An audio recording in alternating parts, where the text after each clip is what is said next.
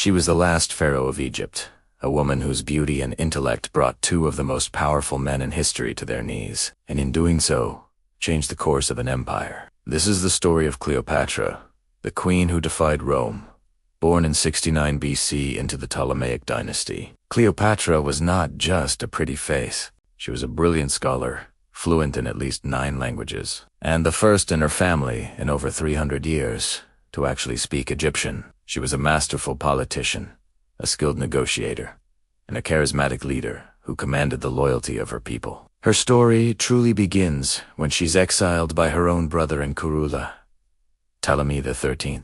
But Cleopatra was not one to accept defeat. In a move that has become legendary, she had herself smuggled into the palace in Alexandria, rolled up in a carpet, and presented to the most powerful man in the world at that time, Julius Caesar. Caesar, who had come to Egypt chasing his rival Pompey, was completely captivated. He wasn't just struck by her beauty, but by her audacity, her intelligence, and her fierce determination to reclaim her throne. He saw in her a powerful ally. Caesar sided with Cleopatra, and after a brief civil war in Alexandria, her brother was defeated, and Cleopatra was restored to power. Their alliance, however, was more than just political. It blossomed into a passionate love affair. Cleopatra gave birth to Caesar's only known son, Ptolemy Caesar, nicknamed Caesarion, or Little Caesar. She followed Caesar to Rome, living in his villa as his guest. To the conservative Romans, this foreign queen, with her exotic customs and undeniable influence over their leader, was a source of fascination and fear. They saw her as a threat, a temptress who could corrupt their great general. But their time together was cut short. On the Ides of March in 44 BC, Julius Caesar was assassinated on the floor of the Roman Senate.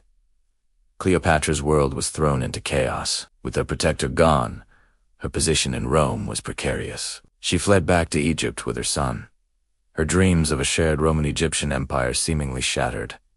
But the story doesn't end there. Rome was plunged into another civil war. Out of the chaos, a new powerful figure emerged. Mark Antony, Caesar's loyal general and friend. Antony was one of the triumvirs ruling Rome, and he controlled the eastern provinces, including Egypt. He summoned Cleopatra to Tarsus to answer questions about her loyalty. Cleopatra, ever the strategist, knew this was her moment. She didn't arrive as a subordinate being summoned for questioning. Instead, she staged one of the most spectacular entrances in history. She sailed up the Kidnes River in a magnificent golden barge with purple sails and silver oars, rowed by servants dressed as cupids. She herself was dressed as the goddess Venus, reclining under a golden canopy. The entire city of Tarsus turned out to see the spectacle. Mark Antony, who was waiting to hold court, found himself abandoned as the crowds flocked to the river. In the end, it was Antony who went to Cleopatra, dining with her on her barge. Just like Caesar before him, Antony was completely enchanted. He fell deeply in love with the Egyptian queen. Their partnership was one of both passion and political ambition. For Antony, Cleopatra provided immense wealth and resources to fund his military campaigns. For Cleopatra, Antony was the key to securing Egypt's independence and expanding her own power. Together, they dreamed of a new Eastern empire, with Alexandria as its capital, a rival to Rome itself. They had 3 children together and lived a life of legendary opulence and indulgence in Alexandria. But back in Rome, Antony's rival, Octavian, Caesar's adopted son and heir, was watching. He used Antony's affair with the foreign queen as powerful propaganda. He painted Antony as a man who had abandoned his Roman duties, and his Roman wife, who happened to be Octavian, his own sister, for a decadent, power-hungry sorceress. Octavian skillfully turned Roman public opinion against them, framing the coming conflict not as a civil war, but as a war against a foreign enemy. The inevitable clash came in 31 BC at the naval battle of Actium. It was a disaster for Cleopatra and Antony. Their forces were decisively defeated by Octavian's fleet, commanded by the brilliant Admiral Agrippa. The couple managed to escape and flee back to Egypt, but their armies and their dreams were broken. Octavian pursued them to Alexandria. As his legions closed in, Antony received a false report that Cleopatra had taken her own life. Devastated, he fell on his sword. He was carried to Cleopatra's mausoleum, where she had barricaded herself and died in her arms. Left alone, defeated, and facing the prospect of being paraded through the streets of Rome in chains as part of Octavian's triumph, Cleopatra made her final move.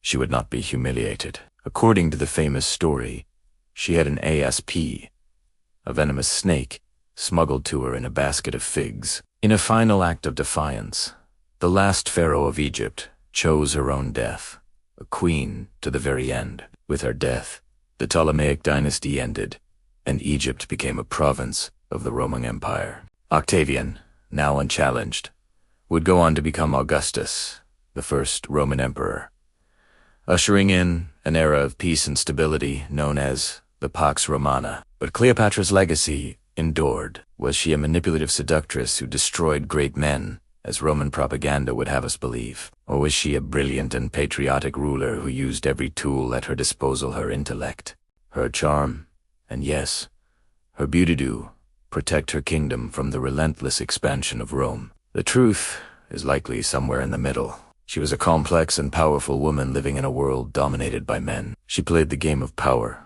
with incredible skill and audacity, and for a time, she held the fate of empires in her hands. She remains one of history's most fascinating and enduring figures. A queen who dared to challenge Rome and almost won. Thanks for watching. If you enjoyed this deep dive into history, don't forget to like, subscribe, and hit that notification bell for more stories of the figures who shaped our world.